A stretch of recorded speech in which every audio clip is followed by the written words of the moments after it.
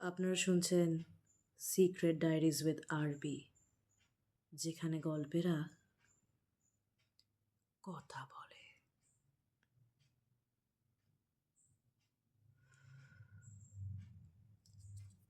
আপনারা যদি secret ডায়েরিজের launch করা ফিল্মগুলো দেখতে চান, তাহলে ডেসক্রিপশন বক্স থেকেও আপনারা দেখতে পারবেন। ডেসক্রিপশন বক্সে লিঙ্ক প্রোভাইড করা থাকবে।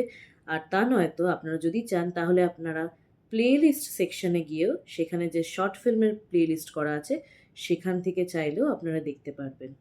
লকড রুমের 2টো পার্ট করা আছে, কারণ অনেকটা বড় হয়ে গেছিল। তো সেটাকে আমি 2টো পার্টে ভেঙে রেখে দিয়েছি। আপনারা ওখান থেকে চাইলেই গিয়ে চেক করতে পারেন। হ্যালো অ্যান্ড ওয়েলকাম সবাইকে সিক্রেট ডায়েরিজের আরও একটা নতুন এপিসোডে। আই হোপ আপনারা সবাই খুব ভালো আছেন। আজকের গল্পটা খুব একটা ছোট গল্প। এটা আমাকে একজন লিখে পাঠিয়েছেন। এবার যিনি লিখে পাঠিয়েছেন তিনি তার নাম প্রকাশে ইচ্ছুক নয়। তো কোনো অসুবিধা নেই, সে যেটা লিখে পাঠিয়েছে, যেভাবে লিখে পাঠিয়েছে আমি ঠিক সেভাবেই আপনাদেরকে পড়ে শোনাবো। তো চলুন তাহলে বেশি কথা না বলে এপিসোড শুরু করা যাক। উনি গল্পের নাম দিয়েছেন জানলার বাইরে। উনি লিখছেন, আমার দাদুর মুখে শোনা ঘটনা।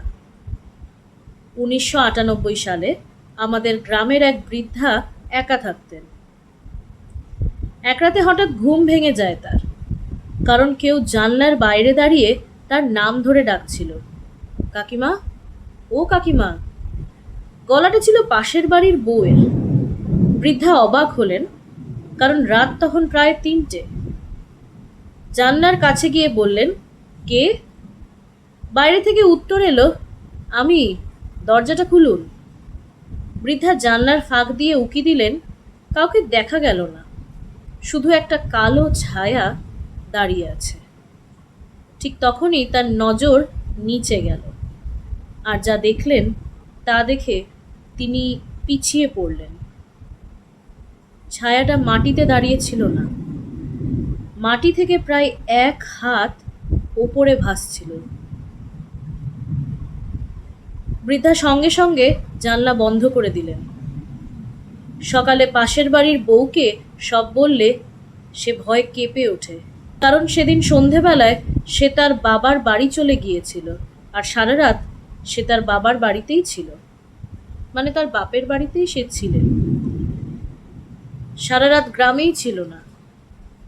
গ্রামের বুড়োরা বলতো, ডাকিনী যদি কখনো তোমার জানলায় এসে ডাক দেয়, উত্তর দিও না, কারণ সে কখনো নিজের গলায় ডাকে না। এটাই ছিল আজকের ঘটনা। ভীষণ শর্ট অ্যান্ড ভীষণ ক্রিস্পি, কিন্তু খুব সুন্দরভাবে লেখা। আমার ঘটনাটা পড়তে বেশ ইন্টারেস্টিং লাগলো। আপনারা শুনে বলবেন যে আপনাদের ঘটনাটা কেমন লেগেছে। এটা ডাকিনীকে নিয়েই ঘটনা।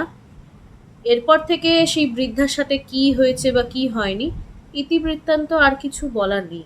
উনি আর কিছু লেখেননি, উনি শুধু এটুকুই লিখে পাঠিয়েছেন আমাদেরকে। তো এই ছিল আজকের ঘটনা। যদি আজকের ঘটনা আপনাদের ভালো লেগে থাকে তাহলে অবশ্যই লাইক, কমেন্ট, শেয়ার এবং সাবস্ক্রাইব করবেন চ্যানেলটিকে। বেল আইকনে কিন্তু ক্লিক করতে ভুলবেন না।